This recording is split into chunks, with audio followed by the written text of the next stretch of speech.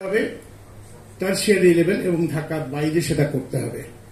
ঢাকার বাইরে করতে হবে এবং টার্সিয়ারি লেভেল করতে হবে। এই লেভেল ছাড়া অন্য কোনো হসপিটাল যেন অনুমতি এই মুহূর্তে যেন না দেওয়া হয়, কারণ আমাদের যে যে ল্যাক আছে সেই ল্যাকটা অন্তত আমাদেরকে পূরণ করতে হবে।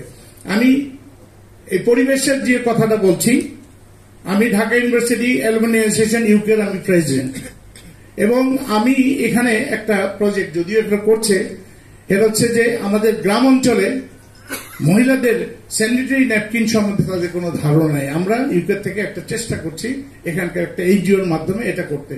আমরা যখন ভার্চুয়ালি মিটিং যখন করি তাদের সাথে, ইউকে পার্টনারদের সাথে, তখন তারা একটা জিনিসই প্রথমে বলে যে পরিবেশ রেখে এই যে স্যানিটারি প্যাড যেটা আমরা কিভাবে ডিসপোজাল করব এইটা নিয়েও তারা কনসার্ন, যে এটা পরিবেশকে যাতে দূষিত না করে সে ব্যাপারে আমাদের পদক্ষেপ কি, তারা ফার্স্ট করছে যে এটা করে। সুতরাং এটা এখন পৃথিবীর সবচেয়ে বড়, এই পৃথিবীটাকে আমাদের বাঁচাতে হবে পরিবেশ থেকে, কিন্তু নিয়মতান্ত্রিক আমলাতান্ত্রিক থেকে বেরিয়ে সহজভাবে করতে হবে, যাতে করে এই সংগঠনের যারা এই হাসপাতাল বা ক্লিনিক ডায়াগনস্টিক সেন্টার যারা করছেন তারা যেন সুন্দরভাবে সঠিকভাবে সহযোগিতামূলক দিয়ে এবং সার্ভিস দিয়ে মানুষের মন জয় করতে পারি।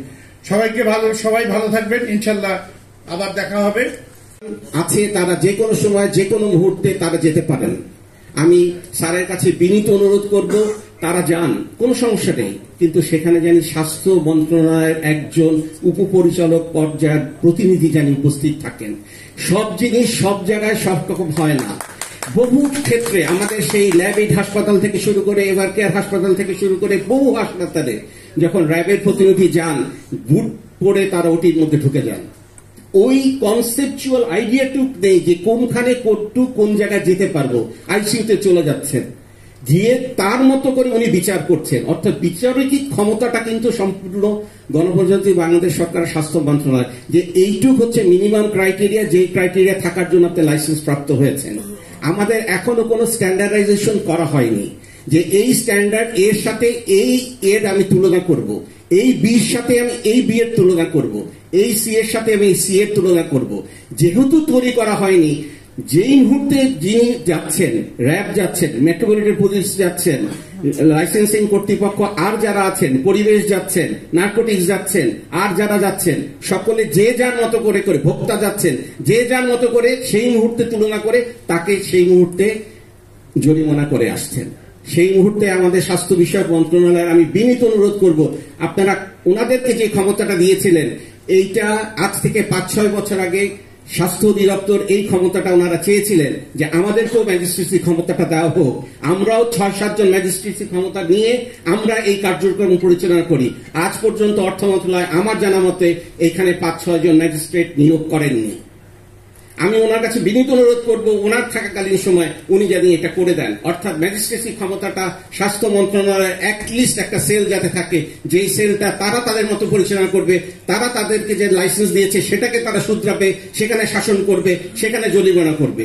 জরিমানা আমার ইচ্ছা হলো আমি 5,000 করব না 5 লাখ করব, সেই মুহূর্তে মানসিকতা সেই মুহূর্তের ইসের মধ্যে কিন্তু এটা নির্ভর করে। আমি একজন লোককে শাসন করতে পারি, শুধরানোর জন্য সময় দিতে পারি। আমার জানা মতে এমন কোন ভোক্তা, এমন কোন ম্যাজিস্ট্রেসি ক্ষমতাপ্রাপ্ত ব্যক্তি নাই যে জরিমানা ছাড়া চলে আসেন না। শুধু 1 টাকাও দিও সারা জীবন নেই। আমার হাসপাতাল, গ্রিন লেক মেডিকেল কলেজ হাসপাতাল, এমন কোন রোগী নাই যে আমার কাছে আসছে সাহায্যের জন্য আমি সাহায্য করি নাই, আমি ডিসকাউন্ট করি নাই। আমার 95 ফ্রি বেড, 95টা ফ্রি বেড। যে ফ্রি বেডে যেতে চায় সে যাবে, সে চিকিৎসা সেভাবে পাবে। যে ফ্রি বেডে যাবে না সে পেইং বেডে আসবে, কেবিনে আসবে। তারপরও যে আমার কাছে সাহায্যের জন্য আসে, ডিসকাউন্টের জন্য আসে, আমি আজকে পর্যন্ত কোন রোগীকে রিফিউজ করি নাই, কোন রোগীকে। আপনারা, আমি বলেছি আপনাদের সে সুযোগ আছে, সুযোগটা মানুষকে একজন রোগীকে সাহায্য করলেন, কিচ্ছু ক্ষতি নেই। টাকা আমাদের পকেটে টাকা যাবে না। আমরা যখন বিদায় হব পৃথিবীর থেকে আমাদের সাথে টাকা যাবে না। তো মানুষকে সাহায্য করবেন, মানুষের হৃদয়ে যেন আপনারা সকলে একটু স্থান পান সেই চেষ্টা করবেন। মানুষের পাশে যেন আমরা দাঁড়াতে পারি, সেবা দিতে পারি, আদর্শ সেবা দিয়ে আমরা যেন মানুষের কাছে শ্রদ্ধাশীল হয়ে থাকতে পারি, এই চেষ্টা করবেন। আজকে আরেকটা হচ্ছে আউটডোর সেবা। এই দুই জায়গাতেই তো মানুষের অসন্তোষ, যত রকম অসন্তোষ তাদের ইমার্জেন্সি সেবা এবং আউটডোর সেবা তারা ঠিকভাবে পায় না। তাহলে আপনারা যদি একটু ইমার্জেন্সি সার্ভিসের বেলায় এবং অ্যাম্বুলেন্স সার্ভিসের বেলায় আপনাদের রোলটা একটু ডমিনেন্ট হয়, এটা একটা বড় নেটওয়ার্ক, দুনিয়ার সব দেশে এগুলো খুবই ভালোভাবে তৈরি হয়েছে, ঢাকাতেও ভালোভাবে কিন্তু অ্যাম্বুলেন্স সার্ভিস হয়েছিল। এটা একটা আলাদা ব্যবসা। ওই একটা যেরকম বললাম আমরা ওয়েস্ট ডিসপোজাল যেরকম একটা ইন্ডিপেন্ডেন্ট, ঢাকাতে একটা অ্যাম্বুলেন্স সার্ভিসে কিন্তু ইনর্মাস ব্যবসা বাণিজ্যিক অপরচুনিটিও আছে। তা আমরা মনে করি যে হসপিটালগুলোর নিজস্ব অ্যাম্বুলেন্স নেটওয়ার্ক অথবা অ্যাম্বুলেন্স সার্ভিস এজ সাচ আলাদাভাবে এই যে কোনোটাই আসলে পুরো দেশব্যাপী আসলে প্রতিষ্ঠিত হওয়া দরকার। আর ইমার্জেন্সি রোগীর কি হবে, খুবই জটিল একটা বাণিজ্যিক প্রশ্ন, যে রোগী ইমার্জেন্সিতে আসলে উনি কি চিকিৎসা পাবেন কতখানি। আমরা অনেকগুলো দুর্ভাগ্যজনক ঘটনার সঙ্গে পরিচিত, সেগুলো আজকে আর আলাপ না করি, কিন্তু এইটা একটা সমাধান তো বের করতে হবে। ইমার্জেন্সিতে যে মানুষটি আসবেন, পৃথিবীর সব দেশে স্ট্যান্ডার্ড প্র্যাকটিস, ওনার ইন্স্যুরেন্স কভারেজ থাকবে, দেন অনেক অনেক গল্প আছে, এগুলো অনেক রকম অপশন আছে, কিন্তু আমাদের দেশে টোটালি এখন out of pocket. So out of pocket যদি হয়, সরাসরি পকেট থেকে উনি দিবেন, তাহলে এই অনিশ্চয়তার কত মাত্রার ঝুঁকি আপনারা নেবেন আপনাদেরকে স্বীকার বলতে হবে। এটা আসলে বেসরকারি হাসপাতালগুলোতে বলতে হবে যে উনি কত টাকার আর্থিক ঝুঁকি উনি নেবেন এবং তারপর উনি ছেড়ে দিবেন।